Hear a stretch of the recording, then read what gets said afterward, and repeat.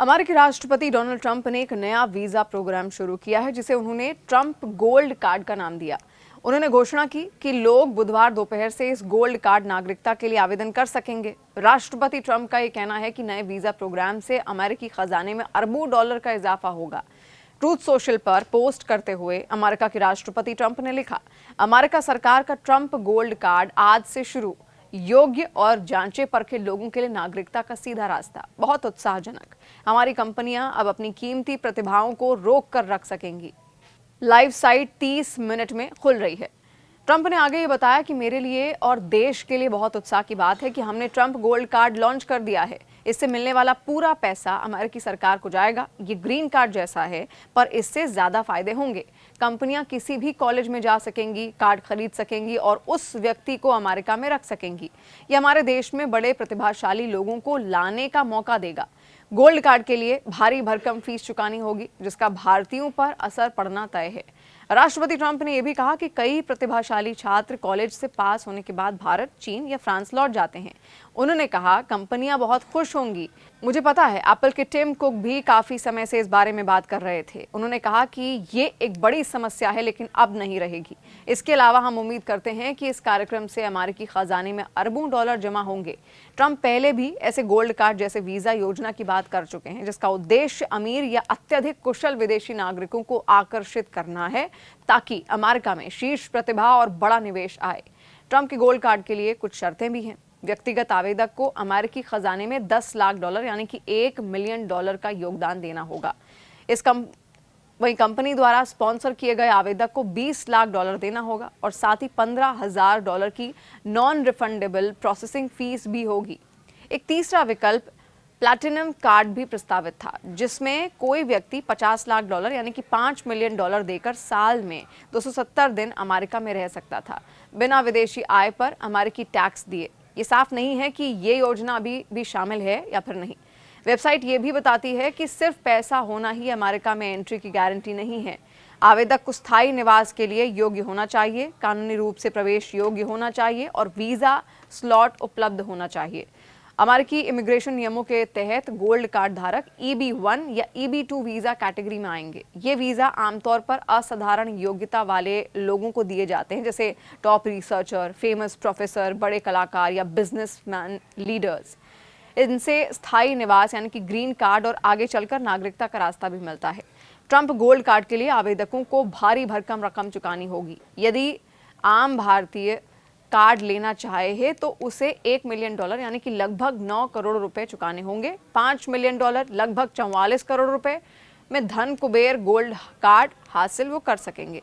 ऐसे में अमेरिकी नागरिकता हासिल कर पाना आम भारतीयों के लिए काफी महंगा हो जाएगा। इससे उन कुशल पेशेवरों की मुश्किलें बढ़ेंगी जो पहले से ही ग्रीन कार्ड के लिए सालों से इंतजार कर रहे हैं। इसके अलावा EB5 वीजा में लोग लोन ले सकते थे या पैसे मिलाकर निवेश कर सकते थे, लेकिन गोल्ड कार्ड वीजा के लिए पूरा पैसा एक साथ नकद देना होगा। इसी वजह से ज्यादातर भारतीयों के लिए ये और भी मुश्किल हो जाएगा। भारतीयों के लिए अभी भी H1B वीजा, वर्क वीजा सबसे पसंदीदा विकल्प है। H1B वीजा पर अमेरिका में काम कर रहे भारतीय भी गोल्ड कार्ड के लिए आवेदन कर सकते हैं बशर्ते वो $5 मिलियन की रकम भर सकें। इसके अलावा अमेरिका में पढ़ाई और नौकरी के सिलसिले में जा रहे भारतीयों के लिए कई सारी नई परेशानियां भी खड़ी हो रही हैं। स्टडीज हो या फिर वर्क वीजा, दोनों को ही देने से पहले सोशल मीडिया चेकिंग की तैयारी भी अब वहां पर चल रही है। राष्ट्रपति डोनाल्ड ट्रंप की सरकार का ये नियम 15 दिसंबर से लागू हो रहा है। इस बीच बहुत से भारतीयों ने शिकायत की है कि उनका वीजा अपॉइंटमेंट आगे बढ़ चुका है। जिन लोगों का इस महीने वीजा अपॉइंटमेंट था, अब उनकी तारीख अगले साल तक खिसक चुकी है। दरअसल अमेरिका में वीजा लेने से पहले अमेरिकी दूतावास जाकर इंटरव्यू देना पड़ता है। इसके लिए इंटरव्यू अपॉइंटमेंट लेना पड़ता है। ये इंटरव्यू पास करने पर ही वीजा दिया जाता है। हालांकि बहुत से H1B वीजा वर्कर्स और उनके परिजनों का ये कहना है कि उनका वीजा इंटरव्यू रिशेड्यूल हो रहा है। ऐसे में अमेरिका जाने की उनकी प्लानिंग धरी की धरी रह गई है। ऐसा नहीं है कि सिर्फ H1B वीजा पाने का इंतजार कर रहे वर्कर्स ही परेशान हुए हैं, बल्कि स्टूडेंट्स को भी स्टडी वीजा के लिए दिक्कत हो रही है।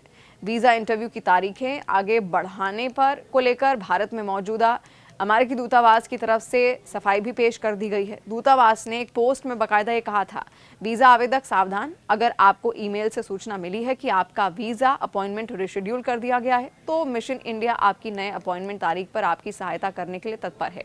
अपनी पूर्व निर्धारित अपॉइंटमेंट तारीख पर पहुंचने पर आपको दूतावास या वाणिज्य दूतावास में प्रवेश नहीं दिया जाएगा। वीज़ा इंटरव्यू अपॉइंटमेंट तारीख में बदलाव की मुख्य वजह अमेरिकी विदेश मंत्रालय द्वारा सोशल मीडिया और ऑनलाइन उपस्थिति की जांच है। मंत्रालय हर आवेदक के सोशल मीडिया प्रोफाइल को खंगाल रहा है। कुछ ऐसे भी आवेदक हैं जिनका बैकग्राउंड गहनता के साथ जांचा जा रहा है। इस वजह से दूतावास और वाणिज्य दूतावासों में रोजाना उपलब्ध होने वाले इंटरव्यू स्लॉट में काफी कमी आई है। जो इंटरव्यू 2025 में होने थे उनकी तारीख आगे बढ़ाकर 2026 की शुरुआत तक पहुंच गई है। भारतीय स्टूडेंट वर्कर इस समस्या से अब कैसे निपटें ये भी जरूरी है जानना। तो देखिए, शांत रहें, प्रभाव को समझें। ट्रैवल प्लान बदलने पर परेशान होना लाजमी है। स्टूडेंट्स को ये लग रहा है कि अब वो अमेरिका पढ़ने कैसे जा पाएंगे। वर्कर्स की भी यही स्थिति है, मगर सबसे पहले उन्हें शांत रहकर ये समझने की ज़रूरत है कि वीज़ा इंटरव्यू अपॉइंटमेंट की तारीख में बदलाव आधिकारिक तौर पर हो रहा है। इसका मतलब है कि जल्द ही दोबारा इंटरव्यू भी होंगे। हर तरह के प्रभाव को समझना ज़रूरी है। इसके अलावा रिमोट वर्क ऑप्शन भी देखें। जिन भारतीय वर्कर्स अमेरिका में जॉब के लिए जिनको जाना था, अब उन्हें अपनी कंपनी से बात करनी चाहिए, उनसे गुजारिश करनी चाहिए कि वो उन्हें रिमोट वर्क की इजाज़त दे दें। अमेरिका में बहुत सी कंपनियां रिमोट वर्क की इजाज़त भी देती हैं। एचआर से बात करके रिमोट वर्क का ऑप्शन मिल सकता है। इससे वीज़ा पाए बिना ही जॉब शुरू की जा सकती है। इसके अलावा अपनी प्रोफाइल मजबूत करें। अगर आप स्टूडेंट हैं तो वीज़ा इंटरव्यू के लिए तारीखें आगे बढ़ने के बाद आप अपनी स्किल बढ़ाने पर जोर दे सकते हैं। Cloud computing, artificial intelligence, data science या साइबर सिक्योरिटी जैसी फील्ड से जुड़े सर्टिफिकेशन आप कर सकते हैं। इससे आपको वीज़ा मिलने की संभावना तो बढ़ेगी ही, और साथ ही जब आप ग्रेजुएट होंगे तो ये स्किल जॉब भी दिलाएंगे। फाइनेंशियल प्लान तैयार करें। वीज़ा मिलने में हो रही देरी की वजह से पढ़ाई या खर्च भी बढ़ सकता है। ऐसे में स्टूडेंट्स को नया फाइनेंशियल ऑप्शन देखना चाहिए। उन्हें अभी से ही तैयारी कर लेनी चाहिए कि जब वो अमेरिका पहुंचेंगे तो हॉस्टल नहीं मिलने की स्थिति में उन्हें कहाँ रहना है, किस तरह की जॉब्स को पाना है। देरी से वीज़ा मिलने से पढ़ाई का खर्च भी बढ़ेगा, जिसे कवर करने के उपाय तैयार कर लेना अभी से चाहिए। इसके अलावा अन्य देशों का विकल्प भी है। स्टूडेंट्स की प्राथमिकता सबसे पहले अमेरिका जाना ही होता है, मगर वो कनाडा, ऑस्ट्रेलिया, जर्मनी जैसे देशों का रुख भी कर सकते हैं, जहां ज़्यादा आसानी से वीज़ा मिल जाता है। विदेशी वर्कर्स के लिए ये सबसे अच्छा ऑप्शन है, क्योंकि उन्हें नौकरी लेने के लिए पैसा खर्च नहीं करना है। स्टूडेंट्स भी अगर चाहें तो दूसरे देशों में जाने का प्लान तैयार कर सकते हैं।